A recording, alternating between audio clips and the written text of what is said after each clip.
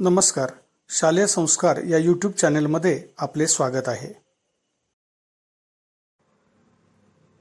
इयत्ता 10वी गणित भाग 2चा हा व्हिडिओ सेमी इंग्रजी व मराठी माध्यमाच्या विद्यार्थ्यांना उपयुक्त आहे.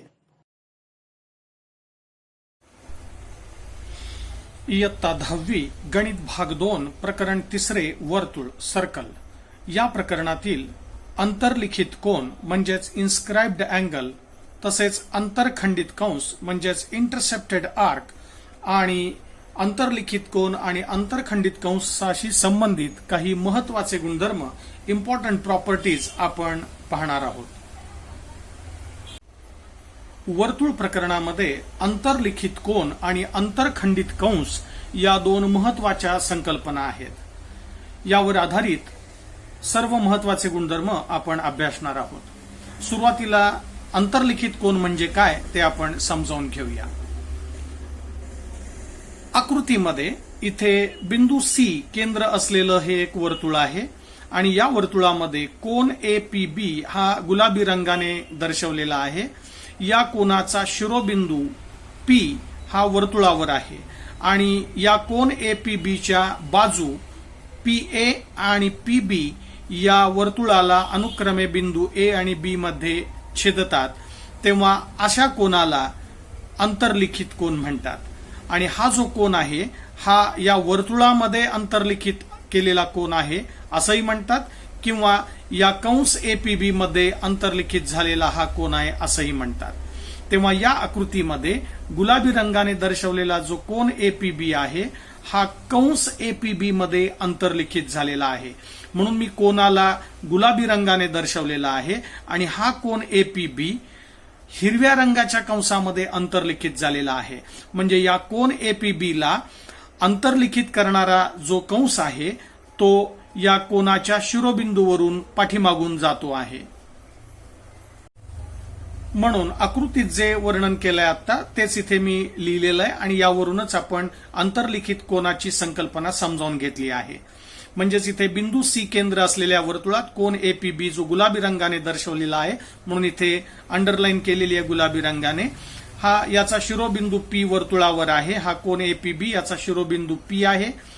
मधल्या बिंदू जवळ हा कोन झालेला आहे, म्हणजेच मधला बिंदू हा त्याचा शिरोबिंदू आहे, म्हणजेच P वर्तुळावर आहे. आणि या कोनाच्या ज्या भुजा आहेत PA आणि PB या अनुक्रमे बिंदू A आणि बिंदू B मध्ये वर्तुळाला छेदून गेलेले आहेत.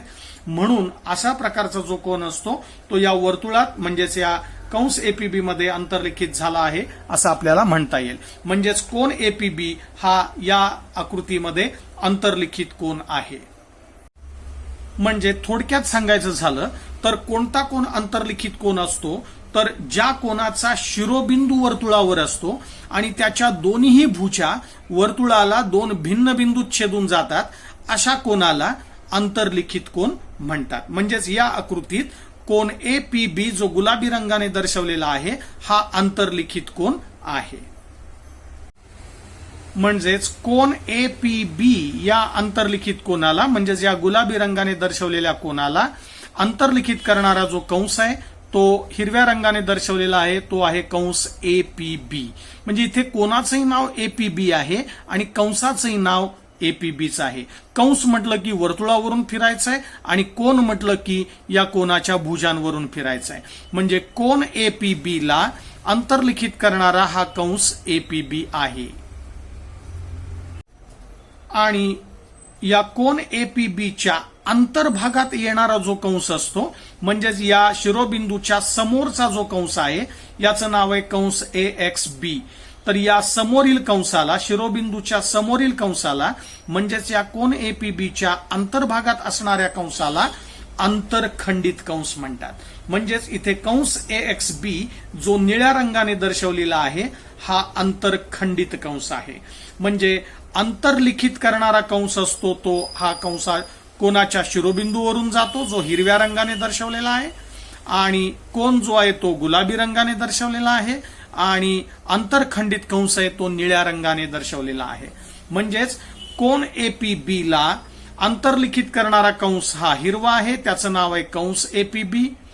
अंतर्लिखित कोन आहे APB आणि अंतर्लिखित कोनाच्या समोर येणारा म्हणजेच त्याच्या अंतर्भागात येणारा जो कंस असतो तो निळ्या रंगाने दर्शवलाय, हा आहे अंतरखंडित कंस. आता हाच घटक आपण सेमी इंग्रजीच्या विद्यार्थ्यांसाठी अभ्यासूया. Inscribed angle. So look at the figure here.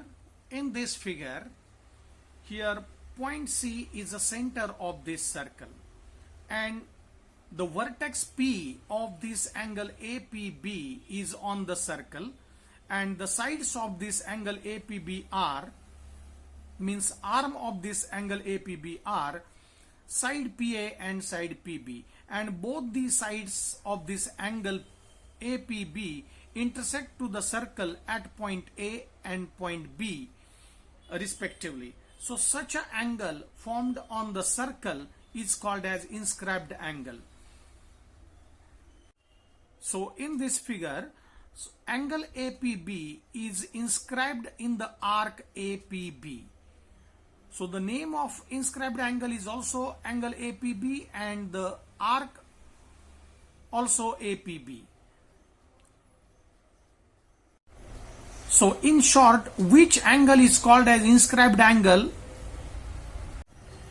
The angle whose vertex is on the circle and its sides intersect to the circle at two distinct points. Means both the sides intersect to the circle at two distinct points. Such an angle is called as inscribed angle. So in this figure, the angle APB, which is shown with the pink color, this is an inscribed angle, and their sides PA and PB intersect to the circle. Both the sides intersect to the circle at point A and point B respectively. So this angle is called as inscribed angle. And here this angle is inscribed in the green colored arc, that is arc APB. So this arc ABP inscribed this angle APB, and the arc which is in the interior of this angle APB, means this arc is shaded with the green ink. So arc AXB is called as intercepted arc of this angle APB. So this arc AXB is in the interior of this arc angle APB. So this arc is called as intercepted arc.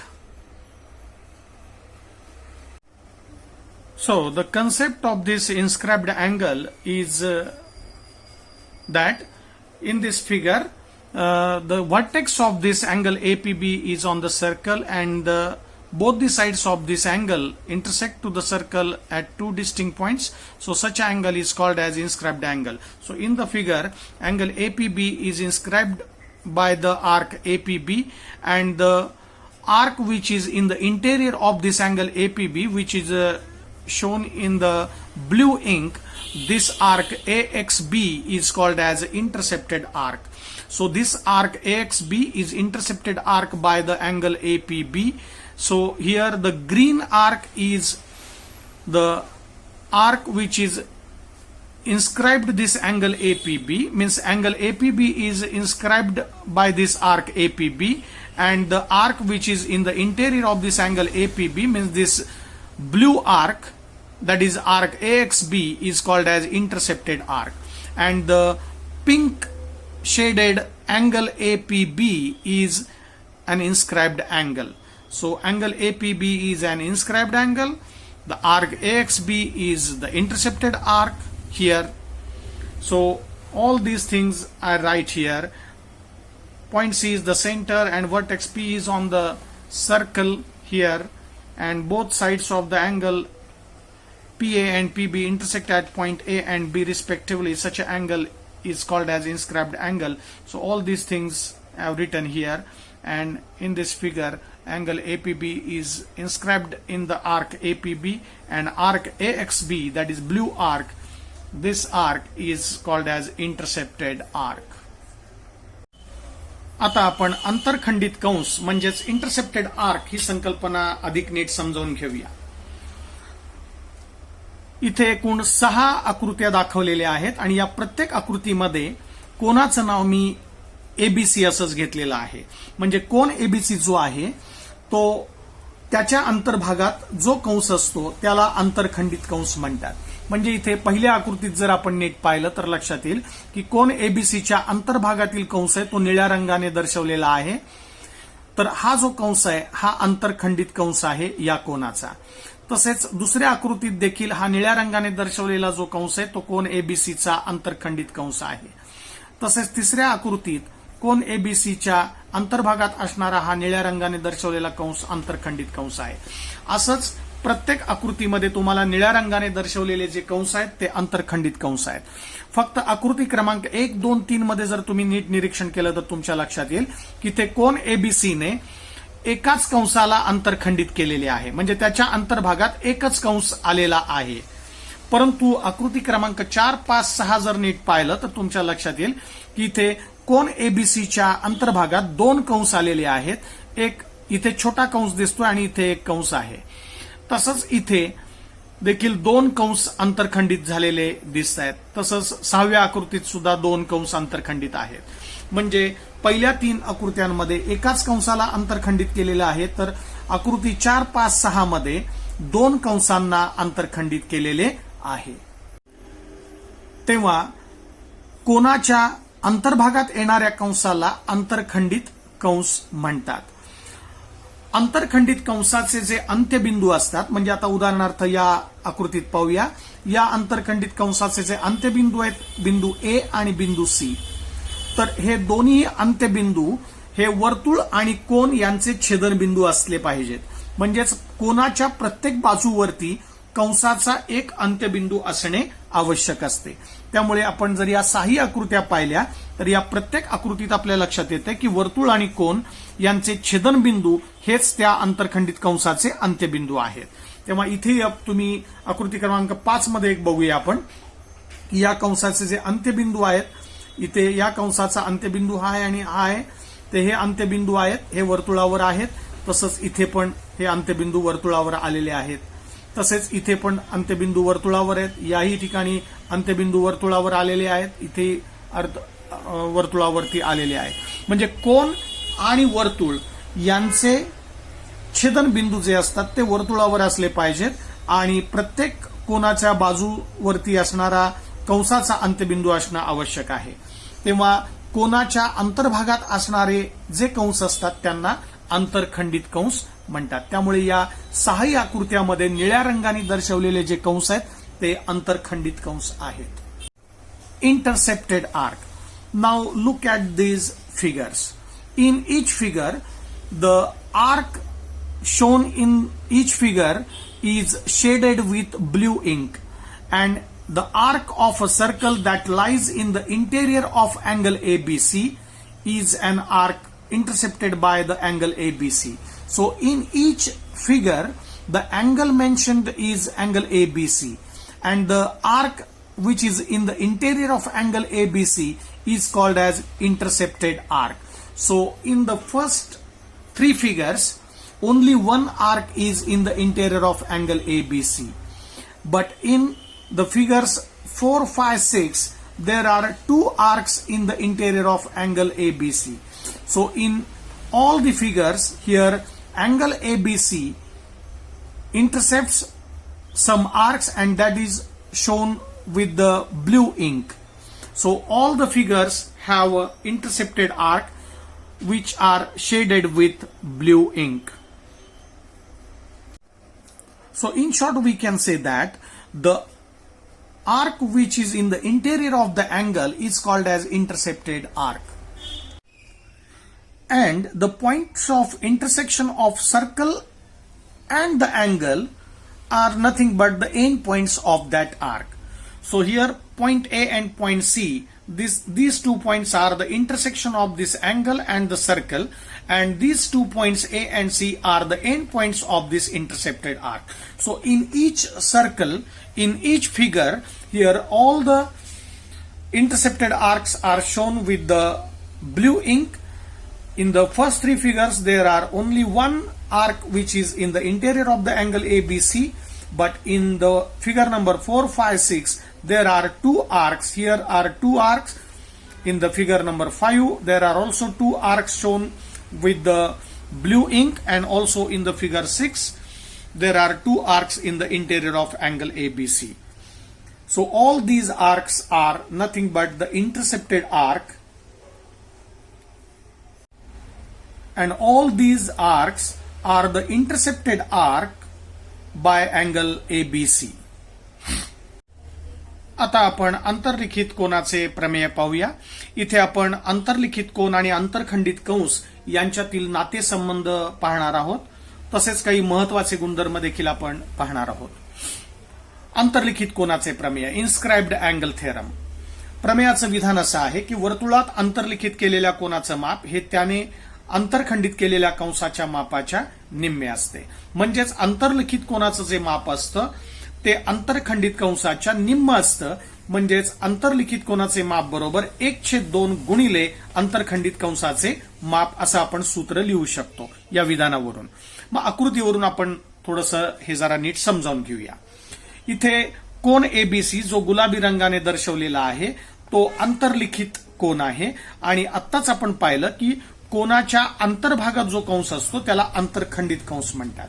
म्हणजेच शिरोबिंदूच्या समोर जो कंस येतो त्याला अंतरखंडित कंस म्हणतात. म्हणजे इथे कंस AXC हा अंतरखंडित कंस आहे आणि कोन ABC हा अंतर्लिखित कोन आहे. मग या अंतर्लिखित कोनाचं जे माप आहे ते या अंतरखंडित कंसाच्या निम्म असतं. म्हणजेच कोन ABCचं माप बरोबर 1/2 गुणिले कंस AXC असं आपल्याला सूत्र लिहिता येईल. मग तेच सूत्र इथे लिहिलेलं आहे. इथे O केंद्र असलेल्या या वर्तुळामध्ये कोन ABC हा कंस ABC मध्ये अंतर्लिखित केलेला आहे. म्हणजेच कोन ABC हा अंतर्लिखित कोन आहे आणि अंतर्लिखित कोनाच्या अंतर्भागात असणारा जो कंस असतो त्याला अंतरखंडित कंस म्हणतात. म्हणजेच हा कंस AXC हा अंतरखंडित झाला आहे कोन ABC मुळे. ते आपण इथे लिहिलेलं आहे. आणि यावरून आपण अंतर्लिखित कोनाचं प्रमेयाचं विधानावरून हे सूत्र मी इथे लिहिलेल्या आकृतीत पाहून की कोन ABC म्हणजेच हा अंतर्लिखित कोन आहे आणि याचं माप बरोबर 1/2 गुणिले माप कंस AXC आहे. म्हणजे आकृतीत पाहून आपण असं हे सूत्र लिहिलंय. यावर आधारित आपल्याला बरीच उदाहरणे सराव संचमध्ये सोडवायची आहेत. त्यामुळे अंतर्लिखित कोनाचं प्रमेय हा गुणधर्म अतिशय महत्वाचा आहे कारण यावर बरीच उदाहरणं आपल्याला सोडवायची आहेत. तेव्हा या प्रमेयाचा नेमका अर्थ तुम्हाला समजावा म्हणून मी ते 2 उदाहरणं घेऊन समजावून सांगतो आहे. समजा या कोनाचं माप ABCचं माप जर 60 अंश असेल तर या कंसाचं माप 120 असेल. कारण कंसाच्या निम्मा हा कोन असतो. कंस मोठा असतो आणि कंसाच्या निम्म माप या अंतर्लिखित कोनाचं असतं. म्हणजे जर कोन 60 अंशाचा असेल तर कंस AXCचं माप हे 120 अंश असेल. किंवा उलट पाहूया, आता कंसाचं माप दिलं तर कोनाचं किती असेल. जर कंसाचं माप 100 अंश असेल तर कोन ABCचं माप 50 अंश असेल. म्हणजे कोन ABC 50 अंश मापाचा असेल जर कंस AXCचं माप 100 अंश असेल तर. Now let us learn some important properties about inscribed angle and intercepted arc. First of all, we will learn the inscribed angle theorem. The statement of inscribed angle theorem is the measure of an inscribed angle is half of the measure of the arc intercepted by it. Means we can write this statement in the formula as measure of inscribed angle is equal to half of intercepted arc, means it is equal to half into measure of intercepted arc. So this is the formula from this statement. Now look at the figure. Here O is the center of this circle and angle ABC is inscribed angle here, and the arc AXC is in the interior of this angle ABC. Hence arc AXC is the intercepted arc of this angle ABC. So in this figure here, O is the center and angle ABC is inscribed in the arc ABC. So this is the arc ABC and this arc ABC inscribed this angle ABC, and the arc AXC is in the interior of this angle ABC. So this blue shaded arc is called as intercepted arc, and the pink angle ABC is an inscribed angle. And this theorem is that the measure of this angle ABC is half of this arc AXC. Means if the angle ABC is of 50 degree, then arc AXC is of 100 degree. So measure of arc AXC is 100, then angle ABC is of measure 50 degree. And from this figure and from this theorem, we can write the formula as here. The angle ABC means angle ABC is equal to 1/2 into measure arc AXC. Means the measure of angle ABC is equal to half of the arc AXC. So this is the theorem and this is the formula from the theorem, and we have to solve many examples by using this inscribed angle theorem. Now to understand, let us learn one more example here. If the measure of this arc AXC is 120 degree, then the measure of angle ABC will be 60 degree. So this is the meaning of this theorem. So measure of inscribed angle is equal to half of the intercepted arc. So this is the formula we have learned here. So we get the meaning of this theorem as, if the measure angle ABC is 60 degree, then the measure of this intercepted arc AXC will be 120 degree. If the measure of arc AXC is 100 degree, then angle ABC will be of 50 degree. आता आपण अंतर्लिखित कोनाच्या प्रमेयाचीच काही उपप्रमेय पाहूया. इथे दोन उपप्रमेय आपण अभ्यासणार आहोत. त्यातील पहिलं उपप्रमेयाचं विधान असं आहे, एकाच कंसात अंतर्लिखित झालेले सर्व कोन एकरूप असतात. त्यासाठी आपण आकृती पाहूया, म्हणजे तुमच्या लगेच लक्षात येईल की या प्रमेयाचा अर्थ काय आहे. एकाच कंसात अंतर्लिखित झालेले सर्व कोन एकरूप असतात ते पाहण्यासाठी आपण इथे ओ केंद्र असलेलं एक वर्तुळ घेतलेलं आहे आणि या वर्तुळामध्ये दोन अंतर्लिखित कोन दाखवलेले आहेत आणि हे दोन्ही कोन एकाच कंसात अंतर्लिखित झालेले आहेत. म्हणजेच इथे कोन PQR आणि कोन PMR हे दोन्ही अंतर्लिखित झालेले कोन आहेत आणि त्यांना अंतर्लिखित करणारा जो कंस आहे तो हिरव्या रंगाने दर्शवलेला आहे. म्हणजे हिरव्या रंगाच्या कंसामध्येच हे दोन्ही कोन अंतर्लिखित झालेले आहेत. मग हे दोन्ही कोनांची मापे समान असणार आहेत. म्हणजेच कोन PQR आणि कोन PMR हे दोन्ही समान मापाचे कोन आहेत, म्हणजेच एकरूप आहेत. कारण हे विधान आपल्याला असं सांगतं की एकाच कंसात अंतर्लिखित झालेले सर्व कोन एकरूप असतात. इथे सर्व म्हणजे आपण दोन कोन विचारात घेतलेले आहेत. म्हणजेच हे गुलाबी रंगाने दर्शवलेले जे कोन आहेत ते अंतर्लिखित कोन आहेत आणि हे हिरव्या रंगाच्या एकाच कंसामध्ये अंतर्लिखित झालेले आहेत. कारण या हिरव्या रंगाच्या कंसाचे अंत्यबिंदू आहेत P आणि R. म्हणजे एकाच कंसात हे दोन्ही कोन अंतर्लिखित झालेले आहेत, म्हणून ते समान मापाचे आहेत, एकरूप आहेत. आता हे कसे एकरूप होतात त्याची सिद्धता पण आपल्याला पटकन देता येईल. अतिशय सोपी आहे. आत्ताच आपण अंतर्लिखित कोनाचं प्रमेय पाहिलेलं आहे की या दोन्ही कोनांचा आंतरखंडित कंस जो आहे तो PTR आहे. म्हणजे हा जो आंतरखंडित कंस आहे हा कोन PQR चा देखील आंतरखंडित कंस आहे आणि कोन PMR चा देखील आहे. कारण हा कंस PTR या दोन्ही कोनांच्या अंतर्भागात येणारा कंस आहे आणि कोनाच्या अंतर्भागात येणारा जो कंस असतो त्यालाच आंतरखंडित कंस म्हणतात. त्यामुळे कंस PTR हा दोन्ही कोनांचा आंतरखंडित कंस आहे. आणि आत्ताच आपण पाहिलं अंतर्लिखित कोनाचं प्रमेय की अंतर्लिखित कोनाचं माप असतं ते आंतरखंडित कंसाच्या मापाच्या निम्म असतं. म्हणजे कंस PTR च्या बरोबर हा कोन Q निम्मा आहे आणि कोन M सुद्धा या कंसाच्या निम्मा आहे. मग तेच मी इथे लिहिलेलं आहे सूत्रामध्ये की कोन PQR बरोबर 1/2 गुणिले माप कंस PTR आणि कोन PMR सुद्धा बरोबर 1/2 गुणिले माप कंस PTR. तर इथे या दोन्ही विधानांमध्ये उजव्या बाजू समान आहेत, कारण उजव्या बाजूला 1/2 माप कंस PTR आहे, इथे पण 1/2 माप कंस PTR आहे. म्हणजे यांच्या उजव्या बाजू समान आहेत, म्हणजेच डाव्या बाजू पण समान आहेत. म्हणजेच कोन PQR बरोबर कोन PMR आहे. तर हेच आपण इथे सिद्ध केलंय. म्हणजेच एकाच कंसात अंतर्लिखित केलेले जे कोन असतात ते एकरूप असतात. म्हणून हे कोन PQR आणि कोन PMR हे दोन्हीही अंतर्लिखित कोन एकाच कंसात अंतर्लिखित झालेले असल्यामुळे ते एकरूप आहेत, म्हणजे त्यांची मापे समान आहेत. Now let us learn some important properties that is the corollaries of inscribed angle theorem. First corollary is, statement is, angles inscribed in the same arc are congruent. To understand this property, observe the figure.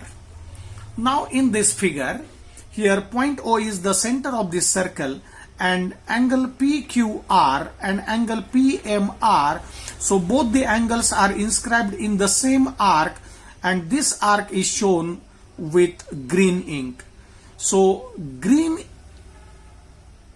arc is the common arc of this angle PQR and angle PMR. So both the angles are inscribed in this green arc. So both the angles have an equal measure according to this corollary. So angle PQR is equal to angle PMR. Now we can easily prove this corollary here, means both the inscribed angles are congruent, we can prove here. So to prove this corollary, we are using here inscribed angle theorem. Now here arc PTR is the arc which is in the interior of both the angles PQR and PMR. So this arc PTR is the intercepted arc of both the inscribed angles. So we know the inscribed angle theorem is the measure of inscribed angle is equal to half of the intercepted arc. So here we can write the formula by observing the figure as, here angle PQR is equal to half of this arc PTR, which is intercepted arc. So I can write here angle PQR is equal to half into major arc PTR. Similarly here angle PMR is also inscribed angle and its intercepted arc is PTR. So we can write here. So in both the statements here we are using inscribed angle theorem. So measure of inscribed angle is equal to half of its intercepted arc. So now look at these two statements. So observe it very carefully. The right hand sides of both the statements means both the equations are same. Here is also right hand side is half into major arc PTR, and in the second statement also right hand side is half into major arc PTR. Means their right hand sides are equal, means their left hand sides are also equal. So here we can write angle PQR is equal to angle PMR.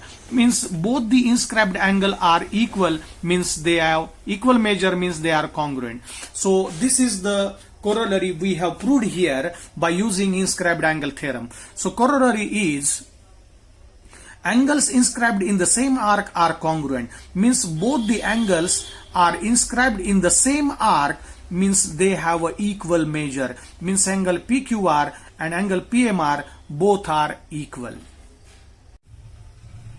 आता हे उपप्रमेय जरा नीट समजावं म्हणून मी इथे एक उदाहरण घेतोय. इथे कंस PTR याचं माप मी समजा घेतलं 80 अंश आहे. तर हा जर कंस 80 अंश मापाचा असेल तर अंतर्लिखित कोनाच्या प्रमेयानुसार म्हणजेच इन्स्क्राइब्ड अँगल थेरम नुसार या दोन्ही कोनांची मापे आपण काढू शकतो. हा कंस PTR जर 80 अंश मापाचा आहे तर या कोनाचं माप 40 असेल आणि याही कोनाचं माप 40 अंश असेल. म्हणजेच हे दोन्ही कोन एकरूप झाले आहेत हे तुमच्या लक्षात आलं असेल. कारण हा कंस आंतरखंडित कंस आहे आणि हा कोन अंतर्लिखित आहे, हा देखील कोन अंतर्लिखित आहे आणि हे दोन्ही अंतर्लिखित कोनांना अंतरखंडित कंस मात्र एकच आहे, तो म्हणजे PTR आहे. आणि अंतर्लिखित कोनाच्या प्रमेयानुसार अंतर्लिखित कोनाचं माप असतं ते अंतरखंडित कंसाच्या निम्म असतं.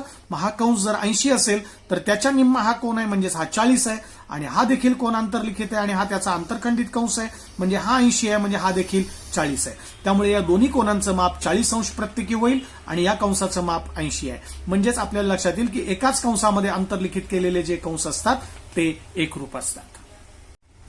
To understand this corollary, here I will take one example.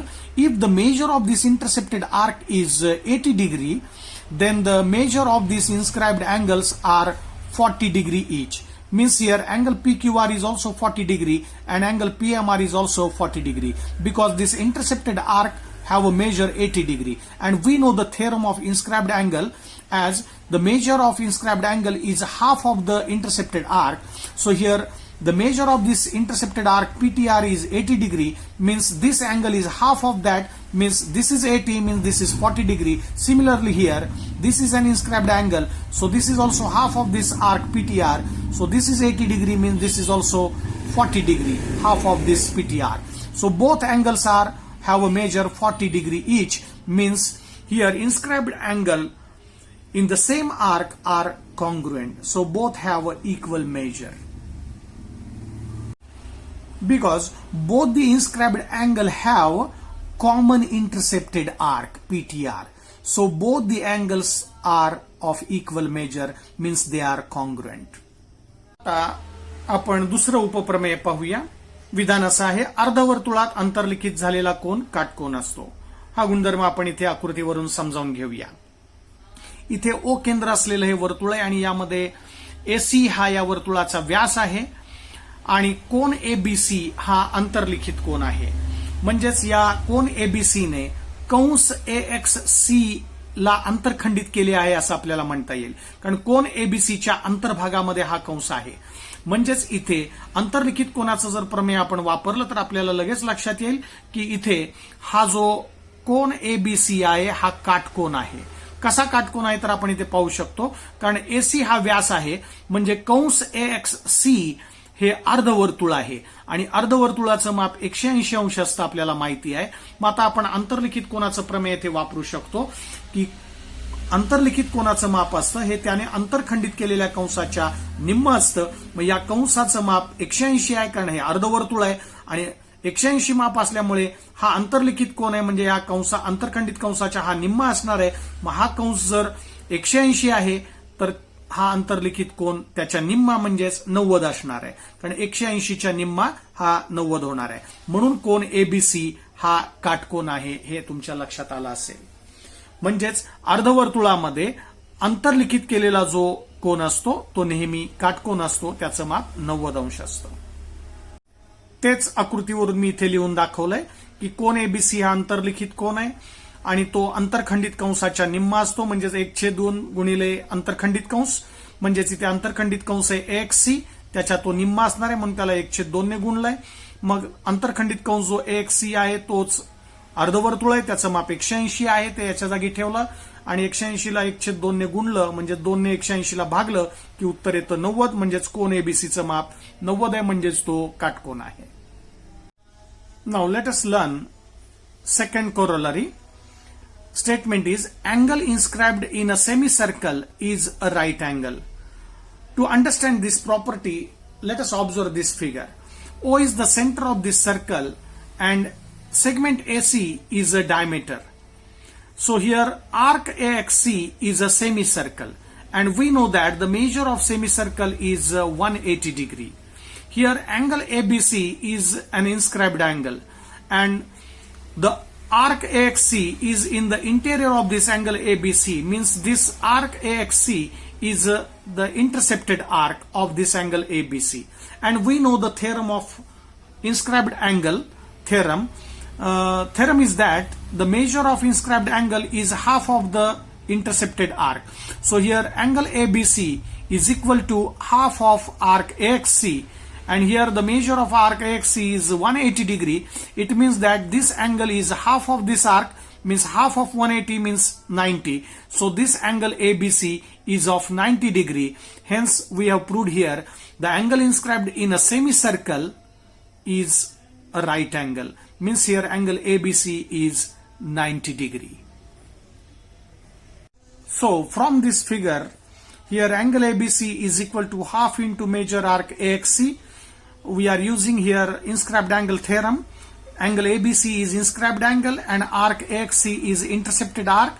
So inscribed angle is half of the intercepted arc and here arc AXC is a semicircle. Its measure is 180. So I put here the measure of arc AXC is 180 here. So half into 180 means 90. Means angle ABC is a right angle here.